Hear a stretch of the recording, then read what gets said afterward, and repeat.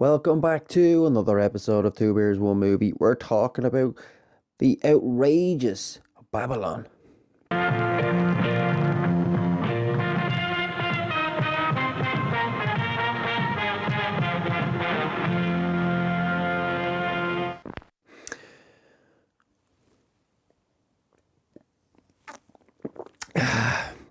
Yes, another episode of Two Beers, One Movie in association with Top Floor Films.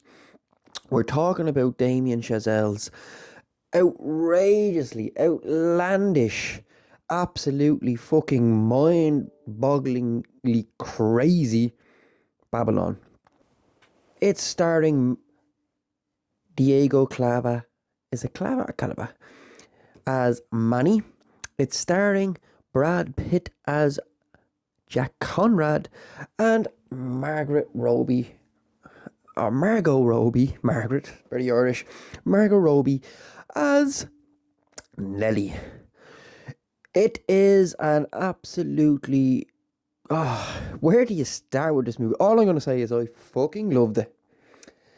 It's about three different types of people who either want to get into the film industry in the 20s, or people who are, or someone who's in the film industry and kind of struggles as it progresses through its different type of eras, from color to sound.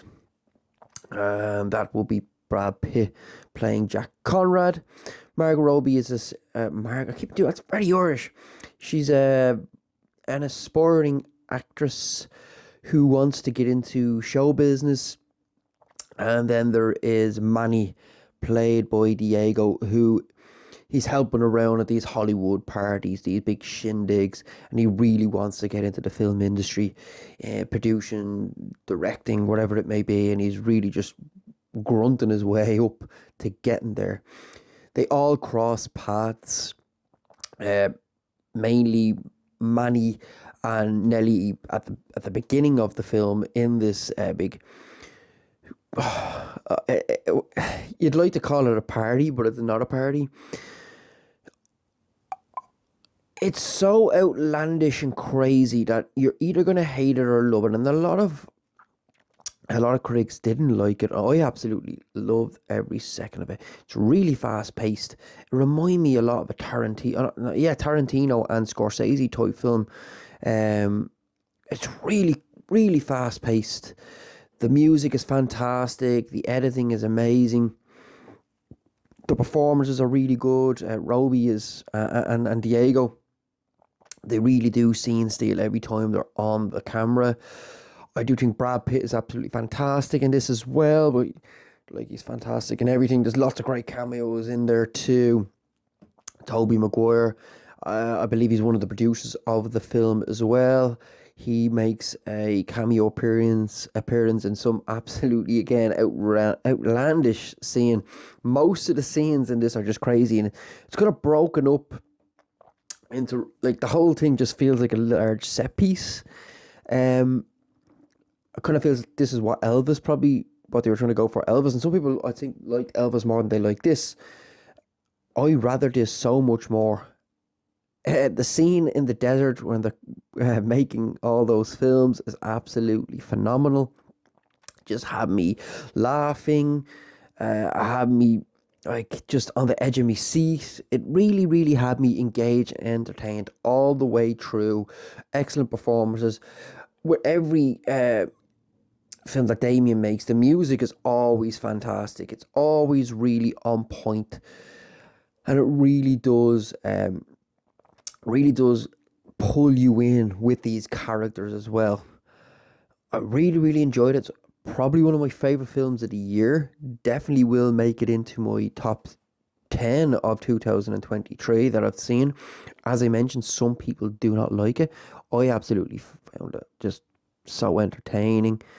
It's hard to explain to people what type of film it is without giving stuff away. Like the first 30 minutes is just basically at this party, and there's a lots of crazy shenanigans going on, from people being peed on to elephants. That's all I'll say about that scene. Then there's the desert scene, which is again another fantastic scene. And it worked its way through the eras of cinema within Hollywood, from no sound all the way to sound and colour. And then the final shot of the film gave me goosebumps. I believe, it's not that I believe, I think, or I feel for myself as a cinema lover, that scene was just so moving, so hair raising, I suppose. I got goosebumps on my body watching this film, especially that scene, because it's just, again, I don't want to give anything away, but the final shot is really good. There's lots of kind of hints and subtle kind of throwbacks to Singing in the Rain within the film too. It's kind of prominent throughout, which is kind of cool and kind of good. And yeah, I really enjoyed this. It's definitely one of my favorite films of the year.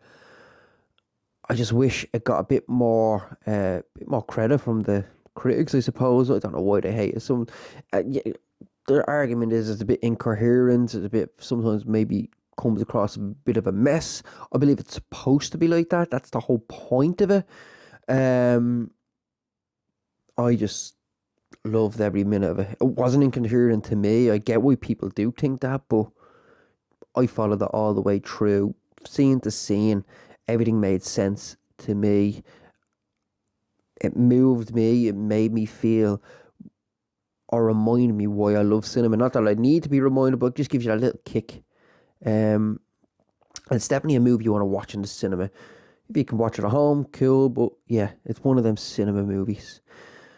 Oh yeah, go see it. But please like, subscribe. Tell me what you think of Babylon. Please like, subscribe, and I'll catch you in the next episode of Two Beers, One Movie. Here we go.